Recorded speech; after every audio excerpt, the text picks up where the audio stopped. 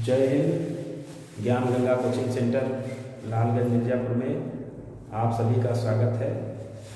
आज कक्षा 9 का बायो का पहला चैप्टर है कोशिका। कोशिका के बारे में हम सभी जानते हैं, अध्ययन करने का प्रयास करते हैं कि कोशिका है क्या। Yes sir. कोशिका के अध्ययन के बारे में हम जानते हैं। कोशिका इसका इंग्लिश नाम सेल है या बायो नाम इसका क्या है, सेल। हम यह जानते हैं कि ये चैप्टर आया कहाँ से, इसके पीछे कारण क्या है, या ये चैप्टर आया कहाँ से। तो जब हम इसके बारे में सोचते हैं तो हम पाते हैं कि वैज्ञानिकों ने इस पर गहन अध्ययन किया, रिसर्च किया। ऐसा रिसर्च करने का उनका काम इसलिए था क्योंकि उनके सामने कुछ ऐसी चीजें थी जिनका उनको आंसर प्राप्त करना था, जिनका उनको उत्तर प्राप्त करना था। जैसे हम जब देखते हैं कि हमारे यहाँ नैनम छिदन्ति सस्नाड़ी नैनम दहति पावका न चक्लद्यन्ते आपको न शोषयति मारुता, जीवन के बारे में कहा गया है। तो जब जीवन ये आत्मा के बारे में कहा गया है, अब जीवन के बारे में भी बताया गया है कि ब्रह्मा ने हमारी सृष्टि की रचना की थी। तो हमारे वेदों को सही है या नहीं है इस पर तो बात नहीं की जाती, लेकिन यही आधार था। इसी आधार के कारण जीवों में खोज प्रारंभ हुआ कि अर्थात जीव की संरचना हुई कैसे, ये मानव का जीव बना कैसे, और बना तो ये जो हम जीवन देख रहे हैं ये क्या संपूर्ण जगत में जितने प्रकार के जीव हैं इनका निर्माण हुआ कैसे। इस पर विचार करने के लिए वैज्ञानिकों ने रिसर्च किया। रिसर्च करने के बाद उन्होंने पाया कि जीवन की जो सबसे छोटी संरचनात्मक एवं क्रियात्मक इकाई है उसे क्या कहा उन्होंने, कोशिका। दो चीज कहा, सबसे छोटी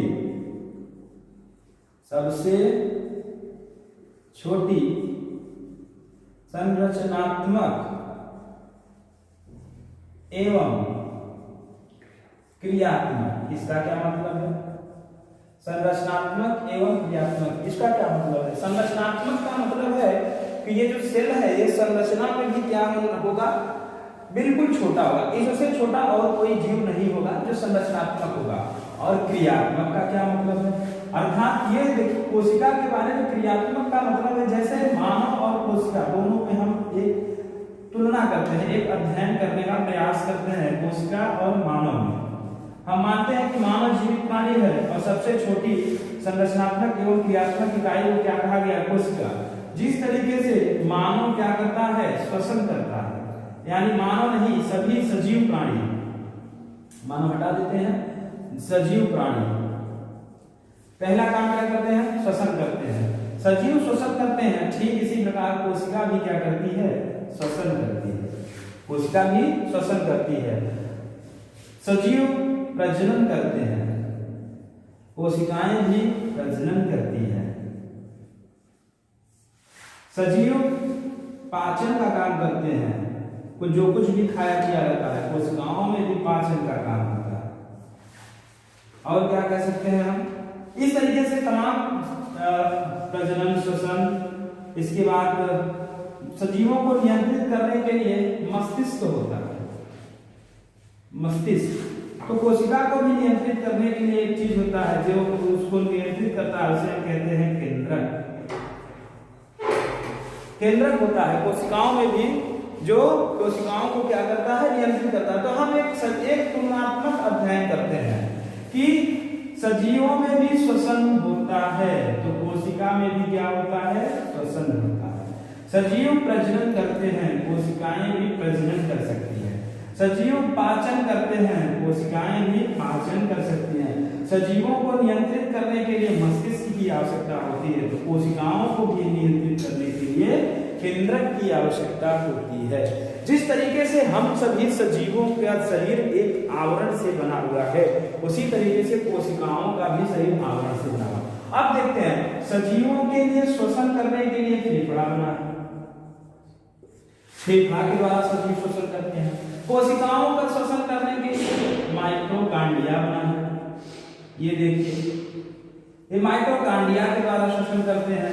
सजीव प्रजनन करने के लिए इनके पास प्रजनन अंग होता है। कोशिकाएं का प्रजनन करती हैं अपने विभाजन के द्वारा, विभाजन के फलस्वरूप इनमें प्रजनन होता है। देखिए ये पाचन करता है, अब सजीव पाचन करते हैं, जैसे मानव पाचन करता है तो मानव पाचन करेगा आमाशय में छोटी आंत, बड़ी आंत, इन सब में उसी प्रकार से जब कोशिका देखते हैं तो कोशिका में लाइसोसोम पाया जाता है, जिसको हम आंत हत्या की थैली कहते हैं। ये क्या करता है, ये अपने आप फट करके मृत कोशिकाओं को क्या कर लेता है, भोजन ग्रहण खा लेता है, ये पचा देता है उनको। अब सजीवों को नियंत्रित करने के लिए मस्तिष्क होती है, तो इसी तरीके से कोशिका को नियंत्रित करने के लिए केंद्रक होता है कि मतलब कोशिका को काम कैसे करना है, क्या सब कुछ कोशिका के अंग कार्य कर रहे हैं कि नहीं कार्य कर रहे हैं, एक सब चीजों को देखने के लिए क्या होता है, केंद्रक होता है। एक हम अध्ययन करते हैं, तुलनात्मक हमने अध्ययन कर लिया, मतलब हम कह सकते हैं कि कोशिका भी क्या है, जीवित है, जीवित एक सजीव एक जीवित प्राणी है कि कोशिका में भी जीवन का क्या है, विद्यमान है, कुछ अंश पाए जाते हैं, ठीक। लेकिन ये पूरा ये जो सजीवों के अध्ययन में जो है क्रांति आई, ये क्रांति किसने लाया, इसके बारे में हम जानते हैं। ये जो हमने कोशिका पढ़ना पड़ा, तो आखिरकार हमको कोशिका क्यों पढ़ना पड़ा, इसके बारे में हम चर्चा करते हैं। तो हम एक पाते हैं कोशिका हमको क्यों पढ़ना पड़ा। तो देखिए, हम जो सजीवों का अध्ययन कहते हैं उसे हम कहते हैं जीव जगत, जीव जगत या सजीवों का अध्ययन क्या कहलाता है, जीव विज्ञान। ये ऐसे विज्ञान की वह शाखा जिसमें सजीव प्राणियों के बीच अध्ययन करने का काम होता है, उसे हम क्या कहते हैं, जीव विज्ञान कहते हैं। क्या कहते हैं, जीव विज्ञान। और जीव विज्ञान की खोज या पिता कौन है, अरस्तु है। जीव विज्ञान के पिता कौन है, अरस्तु है। इन्होंने ही जीव विज्ञान की खोज की। जीवन है, जीवन के बारे में अरस्तु ने बताया, ऐसा कहा जाता है, अरस्तु ने ही हमको बताया है जीव विज्ञान। हम जीव विज्ञान जब पढ़ते हैं, जीव विज्ञान की शाखा को जीव जगत कह सकते हैं या जीव विज्ञान कह सकते हैं। जीव विज्ञान के पिता कौन, अरस्तु। और जब हम जीव विज्ञान की शाखा के बारे में बात करें कि कितने प्रकार की शाखा होती है, जिसको हम दो प्रकार से बांट सकते हैं, एक वनस्पति विज्ञान और एक जंतु विज्ञान। एक वनस्पति विज्ञान और दूसरा जंतु विज्ञान। वनस्पति विज्ञान क्या है, वनस्पति विज्ञान के अंतर्गत पेड़ पौधों के बारे में ही हम पहले पढ़ते हैं। और जबकि जंतु विज्ञान में क्या है, मानव, घोड़ा, हाथी, बैल, जितने प्रकार के जंतु हम देखते हैं, ये सभी जंतु विज्ञान के अंतर्गत आते हैं। तो इससे हमको पता चलता है कि मानव भी एक जंतु है, अर्थात जानवर है। और मानव विकसित जानवर, उसका शरीर विकसित है, उसका दिमाग विकसित है, जिस कारण वो विकसित जानवरों की श्रेणी में आ जाता है, सबसे बुद्धिमान श्रेणी में आ जाता है कि वह मानव सबसे बुद्धिमान श्रेणी का जानवर है। जबकि जब हम देखते हैं कि जंतु विज्ञान के अंतर्गत ही मानव आता है, अर्थात हम कह सकते हैं कि मानव भी एक प्रकार का क्या कहते हैं, जानवर ही है। लेकिन जंतु विज्ञान का अध्ययन यानी जंतु विज्ञान के जनक कौन है, इसके जनक भी अरस्तु ही है। अरस्तु ही क्या है, जंतु विज्ञान के जनक है। तो हमको इसी जंतु विज्ञान के अंतर्गत कोशिका को पढ़ना होता है। पहला चैप्टर हमारा कोशिका जो है इसी जंतु विज्ञान के अंतर्गत आता है। अब हम आते हैं कोशिका में।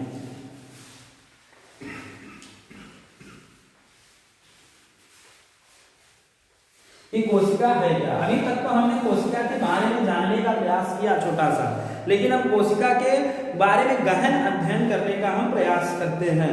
कोशिका का अध्ययन साइटोलॉजी कहलाता है। कोशिका का अध्ययन क्या कहलाता है, साइटोलॉजी कहलाता है। क्योंकि कोशिका का वैज्ञानिक नाम साइटो है, इसलिए इसको हम क्या कहते हैं, साइटोलॉजी कहते हैं। अब कोशिका का अध्ययन हमने किया तो ठीक, लेकिन इसकी खोज किसने की, कोई तो कोई रहा होगा अपने इस विज्ञान, इस क्या कहते हैं विज्ञान की श्रेणी में, जीव विज्ञान की श्रेणी में, जिसने कोशिका के बारे में सबसे पहले पता लगाया होगा। तो जब हम इस पर विचार करते हैं तो आता है कि 1665 ईस्वी में एक वैज्ञानिक थे, उनका नाम था रॉबर्ट हुक। इन्होंने कोशिका के बारे में क्या किया, पता लगाया था। रॉबर्ट हुक ने कोशिका के बारे में क्या किया था, पता लगाया था 1665 ईस्वी में। इन्होंने वो भी किस कोशिका पे किया था, मृत कोशिका।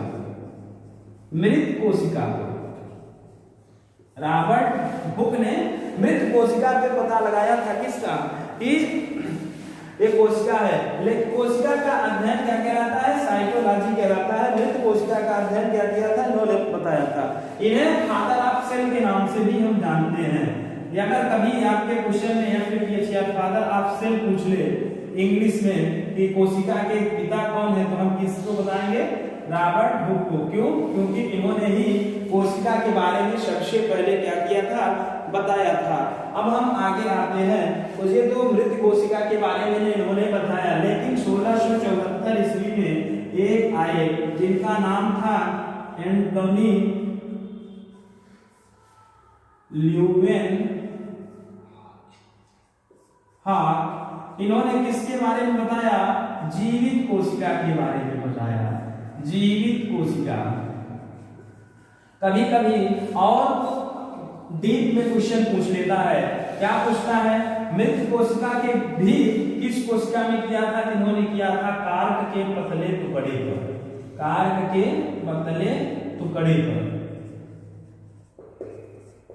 अध्ययन किया था। और जब इनको कहा जाए कि एंटोनी ल्यूवेन हाक ने जीवित कोशिका के किस पर किया था? तो शैवाल यानी काई जो होता है उस पर इन्होंने अपना अध्ययन किया था। इन्होंने बताया था कि कोशिका क्या होता है। अब मृत कोशिका को हम क्या कहते हैं? नेक्रोसिस कहते हैं।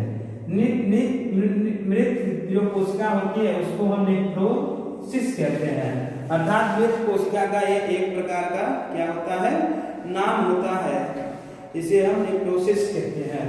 1674 ईस्वी में इन्होंने बताया। अब आगे आते हैं, कोशिका के बारे में दो लोगों ने बता दिया, एक जीवित कोशिका बताया, एक मृत कोशिका बताया। अब दोनों का अध्ययन होने लगा। जीवित कोशिका के और मृत कोशिका में लोगों ने क्या करना प्रारंभ किया? इसके अंदर जाकर के अध्ययन करना प्रारंभ किया। तो अध्ययन करते करते एक व्यक्ति थे जिन्होंने यह पता लगा लिया कि कोशिका जो है यह नियंत्रित किससे होती है? कोशिका नियंत्रित किससे होती है? हमने पहले ही बताया कोशिका केंद्रक से नियंत्रित होती है। इसका खोज कौन किया था? 81 में रॉबर्ट ब्राउन ने क्या किया? कोशिका का क्या केंद्रक का पता लगाया था। केंद्रक अर्थात कोशिका किससे अपनी क्या होती है? नियंत्रित होती है। इसके बारे में रॉबर्ट ब्राउन ने कोशिका के केंद्रक का खोज कर लिया। अब जब उन्होंने केंद्रक का खोज कर लिया, सब कुछ कर लिया, तो लोग भी खोज के अंदर तब तक एक दो व्यक्ति आए, उन्होंने कहा कि आखिर ये कोशिका देख रहे हैं कि ये सबसे छोटी है, लेकिन ये इसका काम क्या है? ये बनता कहाँ? ये कहाँ पाया जाता है? जब इसके बारे में लगातार प्रारंभ किया तो कोशिका का एक सिद्धांत आया कि कोशिका है किसे? तो जितने भी सजीव प्राणी हैं उनके जो अंग होते हैं वो कोशिका असंख्य कोशिकाओं के समूह से मिलकर के बने होते हैं। यह बात स्लाइडेन एवं स्वान ने बताया था, जिसे हम क्या कहते हैं? कोशिका सिद्धांत के नाम से जानते हैं। स्लाइडेन एवं स्वान नामक दो वैज्ञानिक थे। इन्होंने क्या किया था? कोशिका सिद्धांत दिया था। इन्होंने कोशिका का क्या कर दिया? कोशिका सिद्धांत दिया। अर्थात इन्होंने बताया कि जो जीवित कोशिका जो जितने भी जीवित प्राणी इस शरीर इस क्या कहते हैं धरातल पे विद्यमान है, वो सभी सजीव प्राणी किसके बने होते हैं? कोशिका के बने होते हैं। उनका सबसे छोटा अंग जो होता है वो कोशिका ही होती है। अब जब हम कोशिका के बारे में और अध्ययन करें तो हम पाते हैं कि सबसे छोटी कोशिका, सबसे छोटी कोशिका अर्थात विश्व में, अर्थात संपूर्ण जीव मतलब संपूर्ण जगत में, जगत का मतलब जीव, ये जो अपना चराचर जगत है जिसमें सभी जीव विद्यमान होते हैं, इसमें जब हम देखते हैं सबसे छोटी कोशिका, तो बताया गया कि सबसे छोटी कोशिका का नाम है माइक्रोप्लाज्मा। माइक्रोप्लाज्मा सबसे छोटी कोशिका है। और जब कोशिका में गए हम देखते हैं सबसे बड़ी कोशिका का नाम, सबसे बड़ी कोशिका जीवित सभी जगत जीव चराचर प्राणियों में सबसे बड़ी कोशिका का नाम हम जब देखते हैं तो वो हमारे अंदर आता है तो शुतुरमुर्ग का अंडा, शुतुरमुर्ग का अंडा। ऐसा खोज किया गया, मन में क्या आता है? ऐसा खोज हुआ। मैं बता रहा हूँ, हमारे मन में आया, मतलब मैंने सोचा कि आप लोग को बता दूं ये भी होता है। सबसे छोटी कोशिका, सबसे बड़ी कोशिका। अब हम इसके बारे में थोड़ा सा हम एक ट्रिक लेते हैं, ट्रिक के माध्यम से पढ़ते हैं। मैंने कोशिका सिद्धांत में आपको बताया, क्या बताया? कोशिका सिद्धांत किसने दिया है? स्लाइडेन एवं श्वान ने। उन्होंने क्या बताया है? स्लाइडेन एवं श्वान ने बताया कि जो जीवित जितने भी शरीर व्यक्ति हैं, सभी जीवित व्यक्तियों के क्या है, शरीर का निर्माण किससे हुआ है? कोशिका से मिलकर के बना। अब हम सोचते हैं कि कोशिका, अगर याद करने का तरीका नहीं पता तो हम लगातार समझेंगे, समझ में नहीं याद होता है, फिर भी हम थोड़ा ट्रिक के माध्यम से बता देते हैं। हम एक आलपीन लेते हैं और अपने ये जो हाथ है इसके यहाँ पे थोड़ा सा चुभो करके मांस का टुकड़ा निकालते हैं। हम इस मांस के टुकड़े को ले जा करके अगर देखते हैं तो हमने क्या किया? हुक लगाया, है ना? हुक लगाया, मतलब ये हुक लगा करके निकाला। वो हुक, वो आप भोजपुरी गाने का हुक ना समझ लीजिएगा कि लगा दे हुक, ये वाला वो नहीं है।